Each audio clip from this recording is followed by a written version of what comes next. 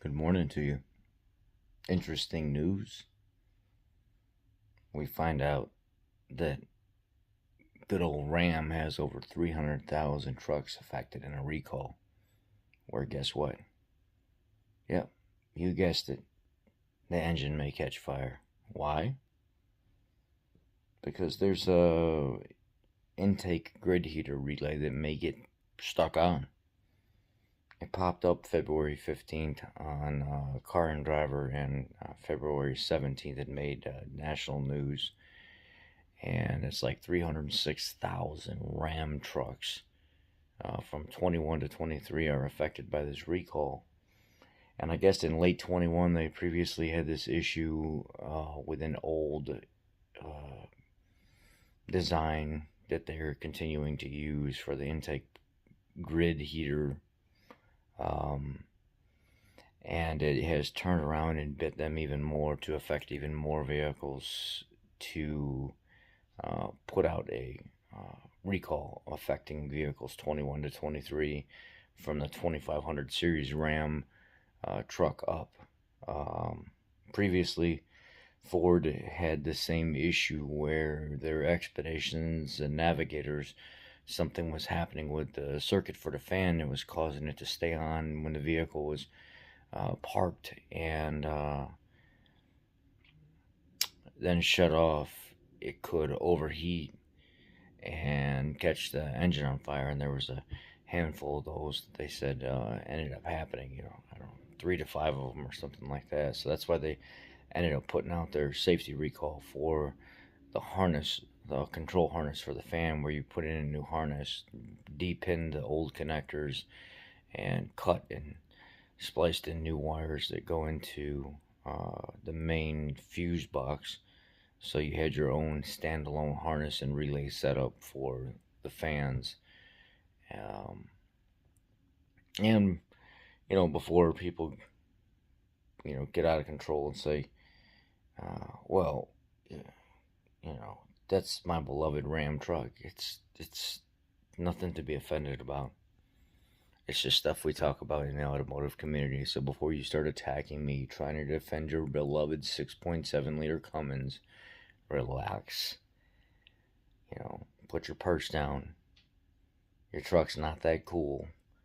And just realize we're just communicating here about um, what's going on in the automotive industry. It was brought up to me by one of the moderators here on the channel that it might be something worth covering because, you guys think that you got such a bulletproof setup that you really don't. I've recently seen a huge uptick in 6.7 liter issues with fueling issues and cooling issues. There was one gentleman from Texas that had his Ram out in Florida working, doing some disaster relief stuff, and he had been to the dealership like 2 or 3 times for overheating conditions, and then finally the truck just broke down to where he didn't have access to a truck, and they did some repairs or something like that. He had to go out and rent a Cummins pickup, and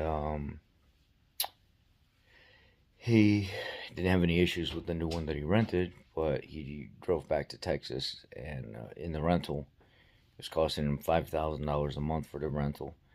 And then finally, his truck got fixed properly and was brought, I think, after Ram fought for a couple months on how it was going to get taken care of. They finally delivered the truck out to the guy in Texas because he said, I'm not from Florida, I'm from Texas. I shouldn't have to come and drive all the way back out to Florida to fix a problem that you guys have been chasing on a brand new truck. It's, for God's sakes, it's a cooling system issue. Why it's overheating and stuff, I don't know. It ain't my job to investigate that, and it's not my job to come back out there and pick my truck up. You guys have had multiple attempts. You deliver it to me, and eventually they did, and eventually they reimbursed him his money, but he had to fight for that, even though it wasn't his fault. And it's the same way with Ford. Don't get me wrong. It's the same way with these auto manufacturers.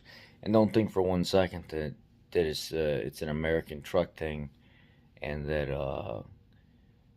it's not, it can't be affected like anybody else can't be affected by this stuff. Tesla having battery pack issues, the faulty negative design flaws that Tesla have, where we have consumers that are reporting the water drain above the battery on the driver's side is dripping water directly on top of the battery, and there's been many people that have had to come out of pocket, 20,000 plus for a new battery install and AC drain relocation because it's such a bad design flaw on Tesla's part. And hell, recently there was a bulletin that popped up on the news talking about Tesla has 300 and some thousand vehicles recalled for faulty programming, where in the full self-driving mode around intersections the vehicle would freak out and not adhere to traffic laws and stuff, road speed signs and stuff like that, and just kind of do whatever it wanted to do per se, leaving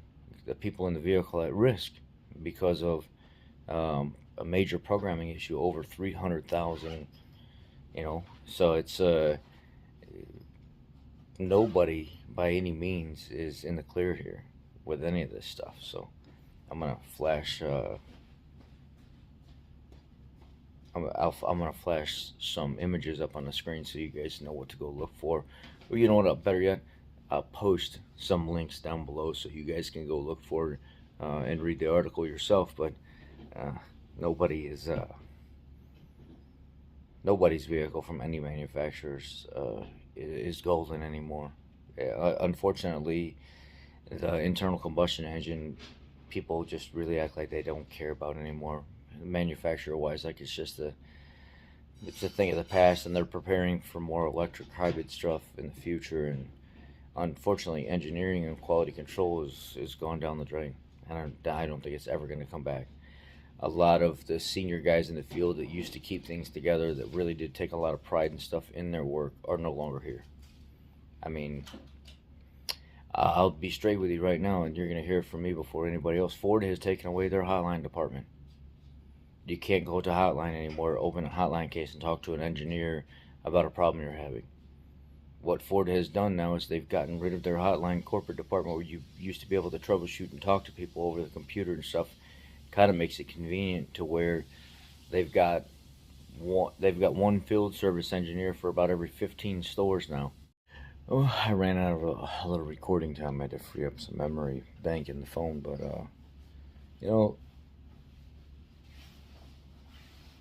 there's nobody that can really brag on their product anymore. Nobody. Not Toyota, not anybody. No, it's pretty sad what we're going through, but it is what it is.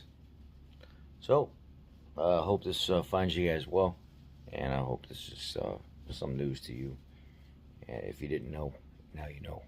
So if you have a 21 to 23 Ram 2500 or above with a 6.7 liter Cummins, you may be affected by this recall issue with the intake preheater, grid heater, relay getting stuck on, overheating or something to that extent, which can cause an engine fire.